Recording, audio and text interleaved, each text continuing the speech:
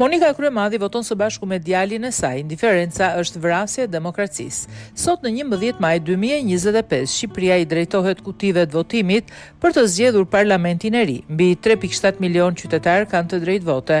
Deputetja e Partisë së Lirisë, Monika Kryemadhi, ka votuar në qendrën në shkollën Edith Durham në kryeqytet. Monika Kryemadhi, e cila nuk kandidon për deputete në zgjedhjet e 11 majit, por ka shprehur mbështetjen për ish bashkëshortin Ilir Meta, që ndodhet në qeli, shoqërohej nga Ema dhe djali i saj. E para që hodhi votën ishte nëna e saj, më pas deputetja dhe i biri. Pas përfundimit të procesit për mediat, Monika Kryemadhi u bëri thirrje shqiptarëve të votojnë, duke u shprehur se është e vetmja mënyrë për ta shpëtuar këtë demokraci të brisht. I bëj thirrje të gjithë shqiptarëve të shkojnë të votojnë, sepse në fund të ditës indiferenca është vrasje e demokracisë, më ka thënë Era. E vetmja mënyrë për ta shpëtuar këtë demokraci të brisht është të shkojmë të votojmë, dhe kush do ndryshimin t'i jap ndryshimin, tha Kryemadhi para gazetarëve, ku të pranishëm ishin edhe vajzat e saj dhe të Ilir Metës, Bora dhe Era.